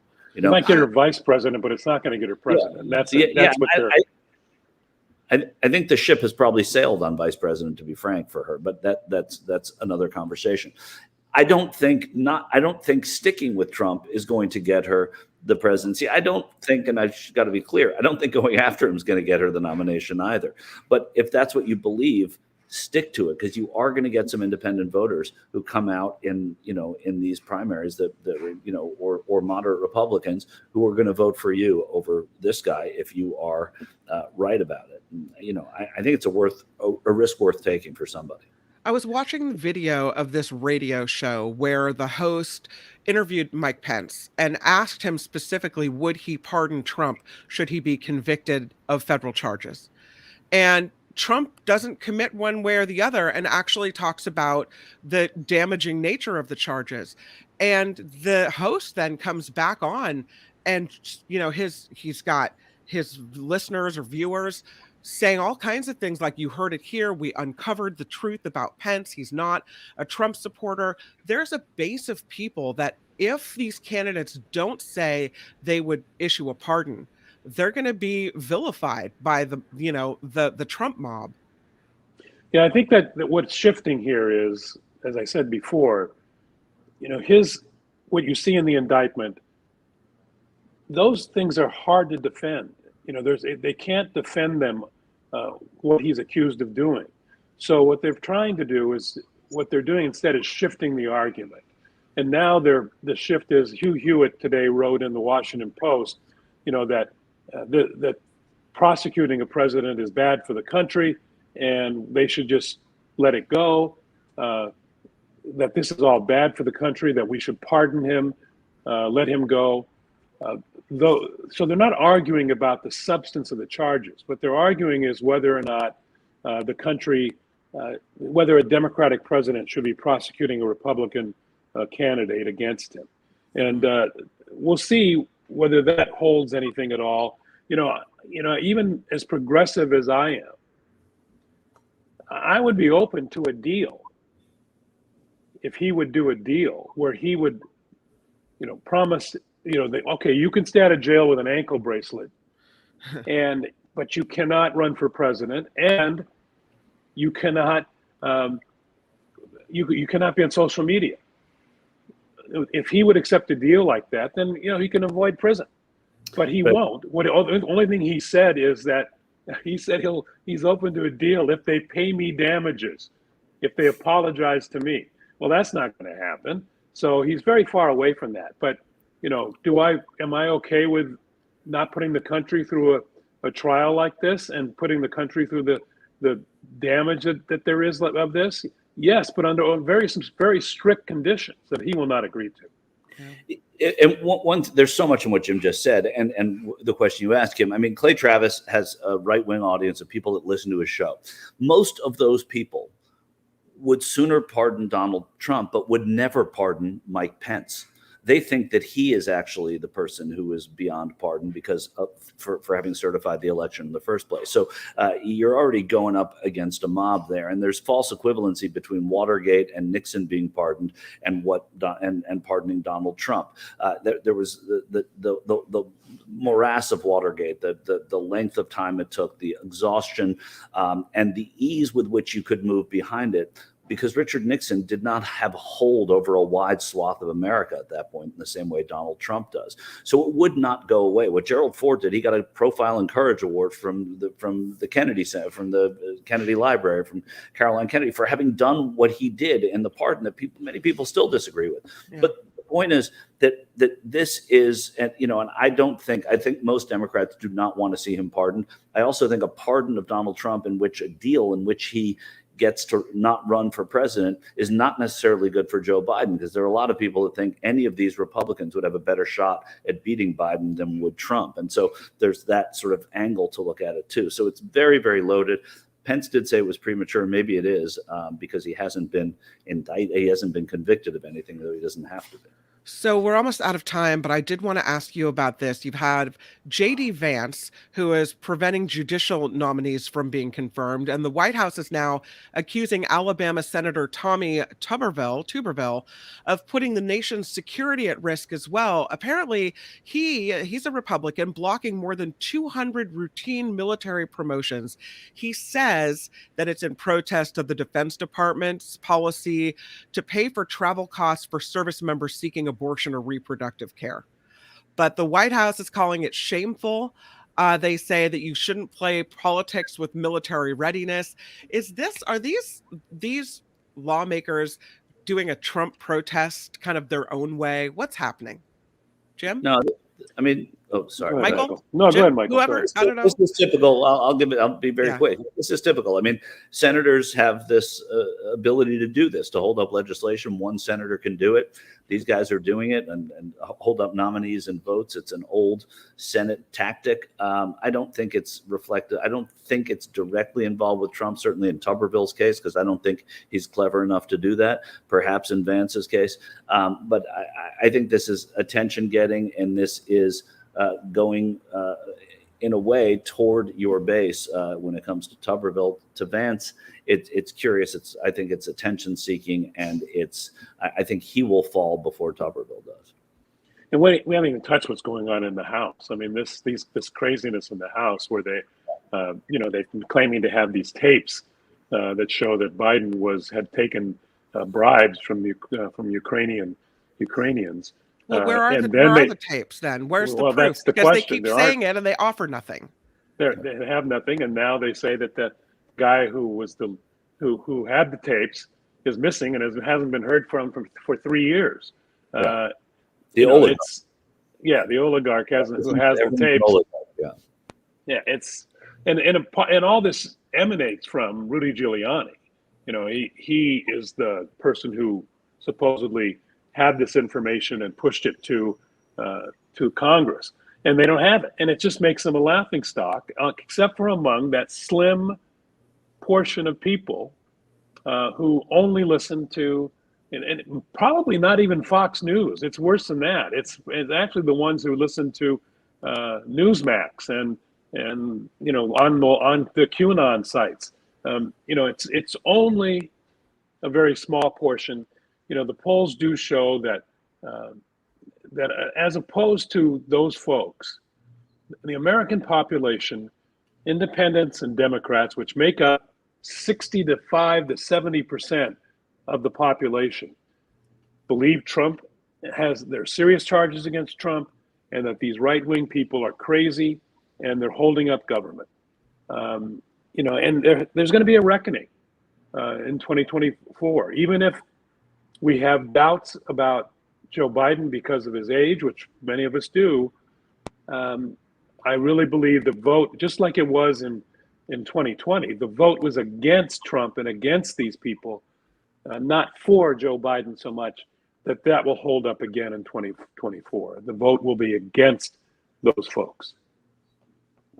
Well, it's certainly hope so, because it seems like this fringe is kind of taking over. Maybe it's just because that's what we're hearing about, because it's so wild that that's our focus.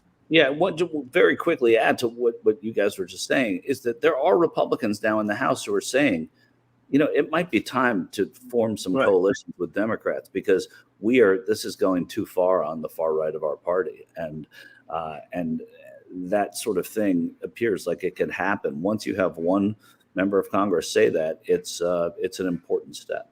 Well, you saw some Republicans cross over to support Adam Schiff and vote against his censure. So that to me kind of says, okay, even they know they're going too far.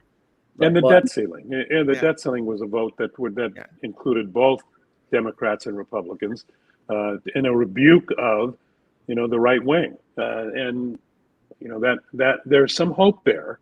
We'll see how long it goes. I don't think any substantive stuff, big stuff, is going to be done until 2024, because we're in an election cycle now, and they're not going to want to have any big successes for the Democrats. So they're going to do their best to put their heels in. But there's beginning to be some bipartisanship. Jim Avila Michael Shure, thank you for giving us your time every Friday. Yeah. Thanks, you guys are awesome. Do it. Love you, love you, love you. Good to see you, Kim. Thank you both. Bye. Let's do a little news, Albert, and then let's get to the movies. The Mark Thompson Show.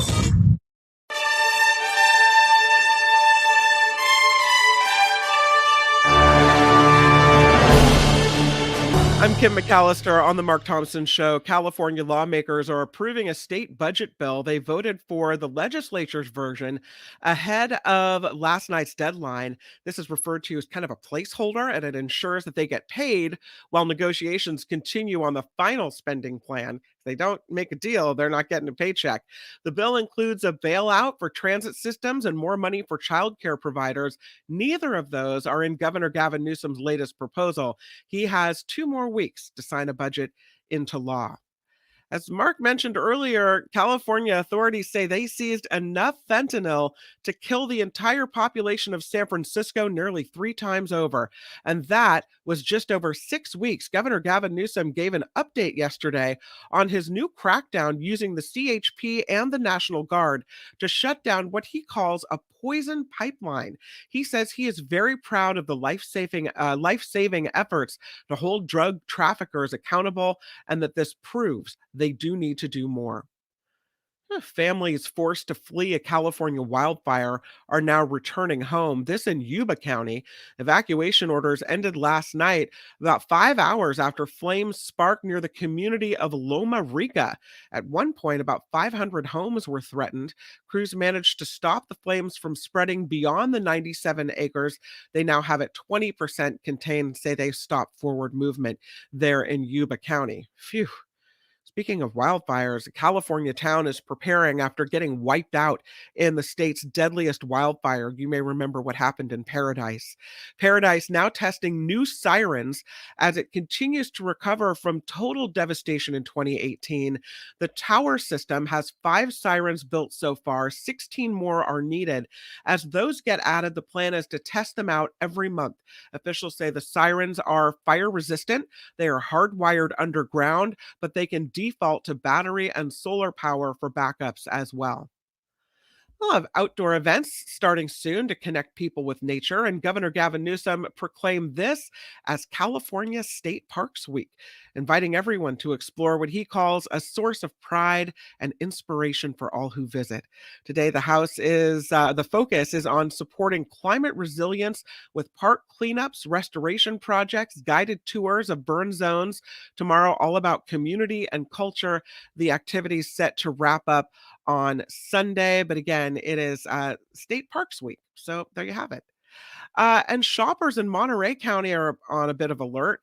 They say there could be a man trying to record people in bathrooms. Not another one of these guys. This is in Sand City, where police say they're investigating reports from a Target 2 weeks ago of a man caught watching a woman from a stall. That's super creepy. The customer's sister says she saw him in there an hour earlier, so it's unclear how many victims that he may have filmed. They're asking anyone with information, anyone who saw what happened there, to come forward so they can get this pervy guy out of the way. And lastly, there was a 4-year journey that is on the way. Indigenous seafaring technology being built into this ultimate test. The famed Polynesian voyaging canoe Hokulea and her crew are expected to embark on an historic 4-year voyage tomorrow. The voyage around the Pacific Ocean will be the longest, most dangerous in the history of voyaging canoe, and will take place nearly 50 years after the Hokulea's first long-distance voyage. The trip's organizers say they hope it will bring people around the world together in recognizing the importance of our oceans, nature, science, and indigenous wisdom. Weather permitting, the journey's first leg will begin in Juneau, Alaska tomorrow. So I'll keep tabs on that and see what they're doing. I said that was the last one, but I'm going to make this the last one. This is interesting. Mercedes-Benz is adding ChatGPT to its vehicles. ChatGPT will be able to answer the driver's complex questions and have natural conversations. Kate, do you need to talk to your car? The feature will be available to 900,000 customers who have the Mercedes-Benz infotainment system. The beta program is scheduled to start June 16th. It will run for 3 months. And so who knows, if you have the Mercedes infotainment system, you'll be able to ask it questions, kind of like Siri, maybe chat with it like AI. I don't know. Will they tell you to slow down? Or maybe that you shouldn't say those kind of words to other drivers? Maybe that you should pay attention to the roadway instead of tinkering with the AI system in the car. Who knows? Like get off your phone type of thing too. That's right. Get off your phone. Hey, you're going a little too fast here. Maybe that's why they're beta testing it, so that they can see if it's really a distraction. I'm Kim McAllister. We have movies with Michael Snyder coming up. This is the Mark Thompson Show.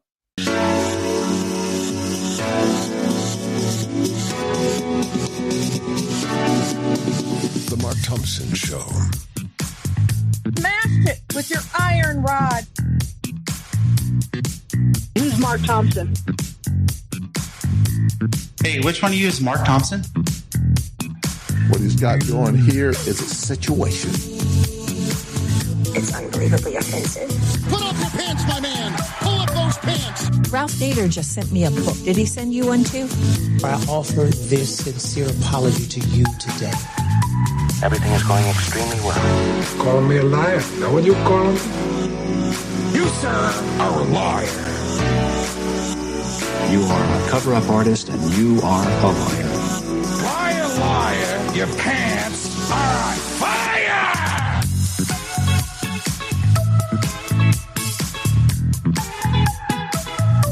Google told me. Can you let him finish, sir? It was wrong, it was stupid, and I'm trying to be a better person. No. I'm going to tell you what I think. What are the porn stars doing? Do you have a secret now? Doesn't anybody bet a weed? 100% effective. How about that? Say what? And this is their new host. There is no defense for my conduct. I misspoke. I stand corrected. And I wanted to apologize to the Asian community, the Asian American community.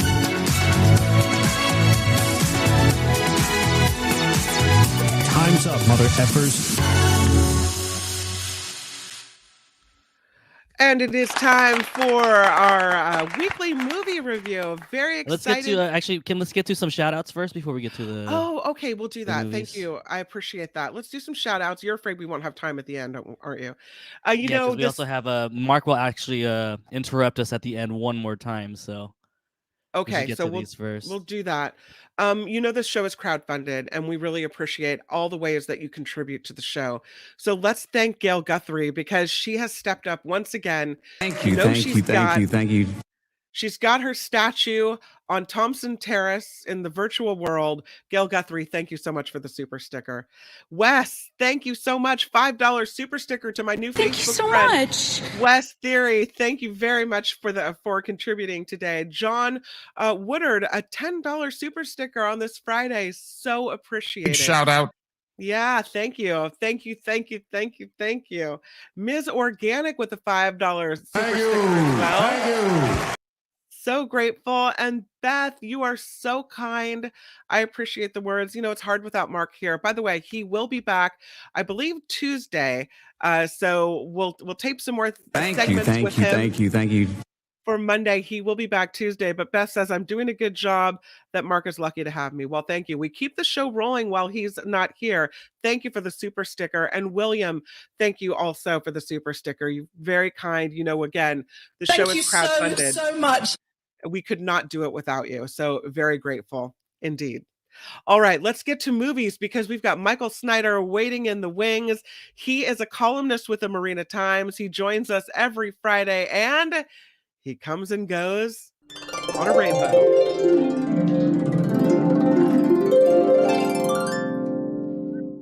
Everybody, hi. Hi, it's listen, I'm always happy to be with the co-leader of Clan McAllister and obviously Alberto Magnifico. Mark is, of course, toiling away, or he's just a chicken. He's afraid to face me because that's right. I've eaten a pork chop in my day. I have, and I know he's very upset about that, but we got to do what we got to do. What?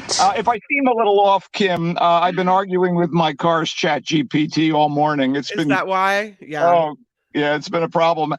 Plus, 20 minutes today getting fertility tips from Al Pacino. I just, I'm doing what I can, Hey, if you're looking to be an older dad, he's the one to talk to, right? Apparently. You want to get to some movie reviews, don't you? Let's do it, because the first one I think is Elemental, and this is one that I'll be watching with my kids. Well, let's kick it off, and I'll be straight up with you. I'm a big fan of Pixar's movies. Elemental is the umpteenth Pixar animated feature, and it's here. And it's a disappointment in comparison to the studio's premier films, such as The Incredibles, Toy Story, Inside Out, and the recent Oscar winner Soul. One of the issues is that Elemental is about too many things, even though a problematic romance is set up as central to the story. So the hook here is that our heroine and hero live in a world comprised of people who are either made of water, fire, earth, or air. Ember is a girl of the fire people, and Wade is a boy of the water people. Okay. Ember's family has moved to Element City, or whatever they called the place, from their island home, which I assume is Fire Island, not to be confused with the one in New York. But now they appear to be living in an urban fire people ghetto. So Wade is a well-off water inspector who meets Ember when checking out the flow of steam at her father's grocery store / cafe. The setup is clunky, but the movie requires what we call in the business a meet cute. So complications ensue, of course, since the path to true love, blah, blah, blah, Anyway, Elemental is well-meaning, heart in the right place stuff that must have seemed exciting in conception, but for all its ambition and humanity, and remember that its human stand-ins are sectors of a society comprised of the 4 element groups, the world building here is haphazard. There's a late comedian, George Miller, friend of David Letterman, who used to say, if you buy the premise, you buy the bit. And it's so hard to buy the premise here because of the lack of a clear-cut setup in my book. And we don't really know enough about the earth and cloud people, let alone the water and fire folk. And one must assume that each elemental ethnicity is meant to represent something. So who colonized the city? Are the fire people the only ostracized part of the society? As earnest as Elemental is in its commentary on immigration, and such. It's kind of heavy-handed, and even with some sly, typically clever Pixar gags, mostly of the visual variety, this doesn't seem to know what its central theme is. Is it about immigrant striving, racial and ethnic prejudice, bureaucratic entanglement, which becomes an issue, or is it star-crossed romance? And like, for instance, Ember's father keeps changing his perspective on his devoted daughter, who is tapped to take over the family business. And, clearly there's a kind of a Montague Capulet thing going on here, a fire person and a water person falling in forbidden or, I don't know, chemically problematic love. It's so in your face that the grace of Pixar's best work makes Elemental seem kind of like a hyperkinetic throwaway.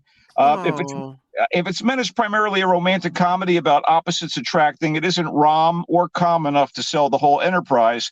But that said, the voice actors, they're solid, as Ember and Wade, relative unknowns Leah Lewis and Mamadou Athie provide charm to a script that sometimes ladles on the syrup, and there's no finding fault with the bigger names in the voice cast. Wendy McClendon Covey is a bureaucratic air person named Gail. Wow, what a stretch there.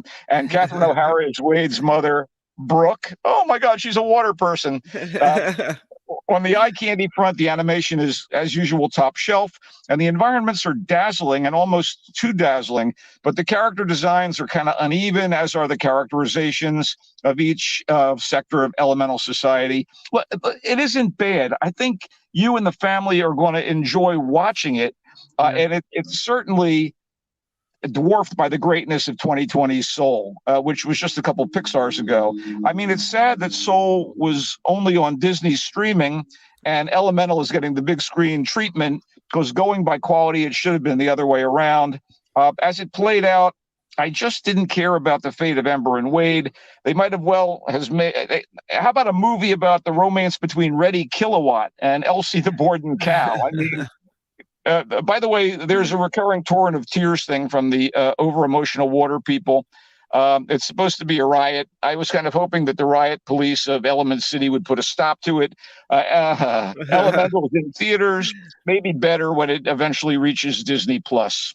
Oh, well, yeah. I'm kind of disappointed because I have to watch it anyway. So there it is. Oh, it's not bad, Kim. Yeah. It's just not up to what they've done in the past. Yeah. And, the past is always going to be in your face when it comes to stuff like comic book movies. And that's the case with The Flash. And in the case of The Flash, we're talking about years and years of comic books featuring the character. He is one of the most venerable superheroes in the history of comic books. Back in the early 40s, Superman came to the fore, and there were all these mystery men created by comic book companies because America needed kind of a sense of power and strength in the face of World War II. And, it was kind of wish fulfillment that superheroes could probably fight for good against the forces of evil. The Flash was one of those superheroes they created. Everybody had to have their own power, I guess. And the Flash's power was he can run really fast. And there have been other speedsters in the comics, Johnny Quick, Quicksilver, one called the Whizzer. I don't even want to touch that name. No.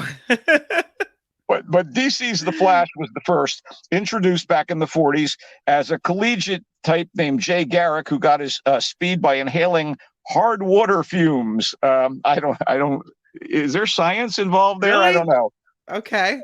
Anyway, he was retooled in the late 50s as police forensic scientist Barry Allen, who was struck by lightning in a random bottle of chemicals, and thus given super speed. He was joined by a protege named Wally West, a.k.a. Kid Flash, who now shares the mantle of the Flash in DC Comics with Barry. I mean, there have been so many members of the Flash family over time, you can kind of confuse them. But the character of Barry Allen has also spawned TV shows and lately been brought to life on the big screen as a member of DC's Justice League, where he happens to be mentored by Ben Affleck's Batman and is basically a radically different guy from the comic book Barry Allen or even the recent version on the CW show The Flash. For one thing, the movie Flash is played by the overgrown problem child Ezra Miller.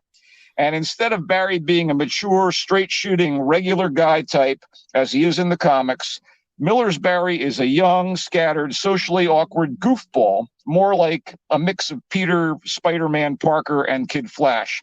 And based on the Flashpoint storyline from the comics, this movie essentially is built around a plot point that is also a longtime element of comic book Barry's character. When Barry was a boy, his father was wrongly accused of killing his mother and subsequently imprisoned. So since Barry can run so fast that he can actually break the time barrier, that's fast, he decides to go back to right before his mom's death and stop it from happening, saving her and saving his father from a jail sentence. But in Back to the Future butterfly effect fashion, this changes the timeline and leads to a world that's vulnerable to an invasion by the rogue Kryptonian Zod and to a Gotham City with a retired Batman who is not played by Affleck, but is instead Michael Keaton in the role of Bruce Wayne, as in the Tim Burton Batman movies. And that's kind of a treat.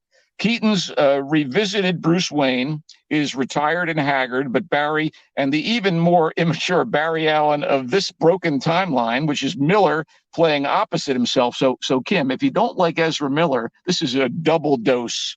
Anyway, they have to convince this Bruce Wayne to oppose Zod and save Earth, but they can only do this with the help of another Kryptonian, a girl who has come to our planet and was captured by the Russians. So the third act of this thing is it's computer-generated madness. It's a free-for-all that devolves even further into a fan service carnival of cameos and Easter eggs. The script and Miller provide some funny moments, orchestrated by director Andy Muschietti, who's probably best known for the recent remake of Stephen King's It.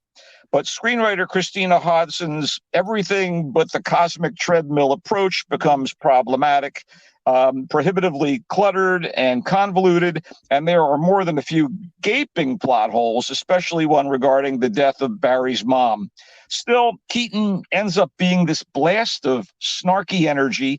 Sasha Kal, as the girl from Krypton, is kind of a fresh presence, and there is an opening sequence with the Flash saving, get ready, a hailstorm of falling babies after a hospital nursery is destroyed by an explosion. And this was a sheer delight. So Warner's and DC are moving away from the current movie iteration of their superheroes. And in general, I think it's a good thing. At 2 hours and 24 minutes, The Flash speeds by. But in the end, I kind of was as exhausted as this take on the Justice League has become.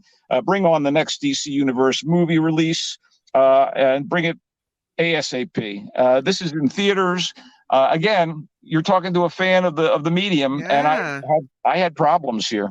Because you really love these kinds of movies, these Marvel movies, comic book movies. So I do. I generally do. You know, a movie that you wouldn't expect to be my favorite of the week is a movie called The Blackening. Now, I don't know. Contrary to what you might think, The Blackening is not a documentary about New Orleans chef Paul Prudhomme's recipe for preparing redfish. It is, in fact, a decent satire of horror movies with a nod to the general dispensation of the lone black character when a slasher targets a group of friends in peril in one of these films. You know, he's always the first to go, isn't he? Yep. Or she? That's right. So if Scary Movie and Get Out had a cheerfully goofy baby, it would be The Blackening. Although not wildly hilarious or truly scary, the movie is clever in the way that it does what it does, and it's definitely a fun time, and it's going to be a real treat for home viewing. I guess it would be a fun night out this weekend, but it'll play well at home as well. That the movie is being released this weekend is part of its charm, actually, since the story concerns a group of friends, all black, who are reuniting during a Juneteenth weekend getaway to a cabin in the woods. That's right. Man, red flags are going up everywhere. A cabin in the woods. Wouldn't you know that they're all being stalked by a murderous fiend who wants to toy with them, even as he knocks them off. The cast, many of whom are pretty unknown, I would think. They're having a ball here, and you feel it. Director Tim Story, who did Barbershop and also one or two self-contained mediocre Fantastic Four movies for Marvel back in the day. He's in his glory with this type of comedy. And the script by Dwayne Perkins, who plays Dwayne in the movie, and Tracy Oliver, who I think has worked with Amber Ruffin, who's a veteran of the Seth Meyers show, late night. This is a smart, clever, pointed script. I love the takedowns of the stereotypes of all the movies coming out this weekend, and two of them are obviously major releases. The Blackening is the one that hit the spot for me. It's in theaters. Is it gory? It's funny. I mean, I don't know that horror movies are your métier. I wouldn't suggest you watch it, but if you do like horror movies, this has got a lot of juice to it. I want to quickly mention that there's a documentary now available on Disney Plus called Stan Lee, and it's about the comic book creator who basically was the driving wheel behind all the Marvel superheroes that have become a multi-billion-dollar business in film and television in this century. And Stan came from modest beginnings in the early part of the 20th century, the son of Eastern European immigrants. And he started out in the comic business when a teenager, and eventually he became the editor-in-chief, chief creator at Marvel Comics. If Stan was still with us, I might call this a vanity project. But for all of its puffery, it's an interesting American success story about a remarkable creative force who has had a massive impact on global popular culture. It's worth a look, particularly if you don't know much about Stan and his history. He was also a valiant fighter for human rights, equality. He was anti-prejudice, anti-bigotry, all his career as a writer, a good man, and wow, a significant is too light a word to describe Stan Lee. Can we quickly squeeze in the worst ones? The worst what? The Worst Ones, the movie? You know what? I would actually like to briefly mention a show I've been watching on television, on Netflix for the past couple of weeks, and I am intoxicated by. Can we do that? Yeah. All right. I really want to mention it because it's so good. It's called The Diplomat, and The Diplomat stars Kerry Russell and Rufus Sewell, the British actor, in a political drama. And they're a married pair of U.S. ambassadors. Sewell plays American in this one. Kerry Russell, by the way, was one of the co-stars with Matthew Rhys, now her husband in The Americans, and she is absolutely great here. She is assigned to become the ambassador to England during a crisis in the Gulf, and everything kind of goes haywire. He's also the Rufus Sewell character. Her husband is an old hand, well-loved at the top of the administration. There's all this tension. They have a seriously earthy relationship, and it's as bracing as the show's realistic, no-holds-barred dialogue. I mean, this is like things you'd never hear on The West Wing as a Jeopardy category. Yeah. I mean, it really is spicy and smart. And the inner workings of global politics have never been more entertaining than on The Diplomat, available via Netflix. And it's kind of funny because Russell has this wonderful show, and her husband had one of my favorite shows of the past decade, Perry Mason on HBO, until it was in untimely fashion canceled recently. But I guess the family's doing good. I watched this show when it first came out, and I had my husband watch it too. We ate it up. We loved it. It was really good. I'm glad you're enjoying it. I just watched episode 1 of series 2 of Star Trek Strange New Worlds with Anson Mount, Rebecca Romaine, and Ethan Peck as Christopher Pike, number 1, and the young Spock. And yeah, the quality has maintained. It's a hell of a great show. I think Trek fans are going to be delighted to have it back. It's available on Paramount Plus. So a quick recap, you saw Elemental, you said it just really wasn't up to Pixar standards. Regarding The Flash, you said that's got some funny moments, but the script is cluttered and convoluted with some plot holes, and you weren't super impressed. You love The Blackening. You thought it was clever and fun. You also really enjoyed the Stan Lee documentary. You thought it was very worthwhile. For those who don't know about Stan, for those of us who are familiar with him, it's familiar territory, but it's a little primer or primer, however you pronounce that. Is that a ding word, by the way? Primer? I think it is. It is. We'll ding you for that. Yeah, primer. Okay, great. Yes. So Giants are down in what I like to call Chavez Latrine this weekend, taking on the Dodger Dogs. And not to be confused with the hot dogs sold at Dodger Stadium. I am saying from my heart, go Giants.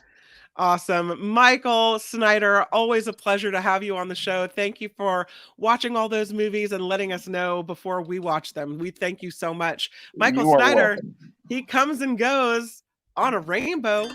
Have a great weekend, everybody. One more thank you. Before we jump over to Mark, we have Lorraine with a $10 super sticker. Lorraine, thank you so much for that last minute contribution. Really appreciate it. Of course, we're crowdfunded, and so every little bit helps, and we're grateful for your support. Thank you so much. Thank you so much. Right now, I think we have a check-in, though, from our host. The Mark Thompson Show. My wife wants some vegetables for Coup d'etat. I was a basketball referee. Feels great, baby. Who's Mark Thompson? It's unbelievably offensive. What he's got going here is a situation. I was fortunate. Everyone I worked with made me better at my job. You are a cover-up artist, and you are a liar. Yeah, we are wrapping up the show. Kim, magnificent work. How about it for Kim? Yeah, very cool. I thought that. Kim, how are you? Florida and Albert, you too. Albert, man. Thank you. Well curated, the Florida segment. Everything was done well.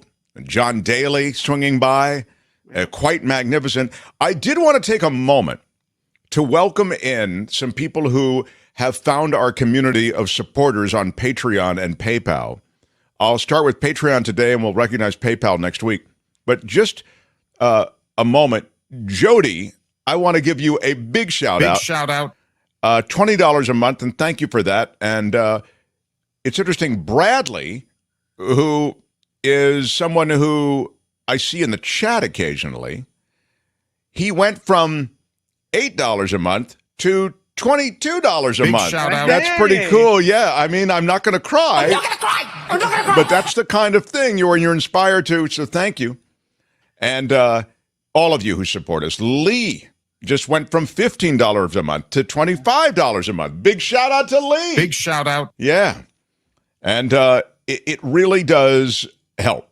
And every little bit helps, and we hate having to ask, but it is the way we stay on the air. So not going to cry. I'm not going to cry. I'm not going to cry. But if you find it in your heart, you can visit themarkthompsonshow.com, click Patreon or PayPal, and those links will take you to both those places, Patreon and PayPal, and you can become part of the community that supports our show.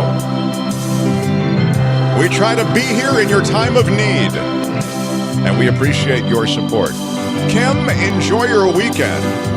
We will do a show Monday, and so that's going to be a fun show, and I don't have any details on it, but I know it will be fun.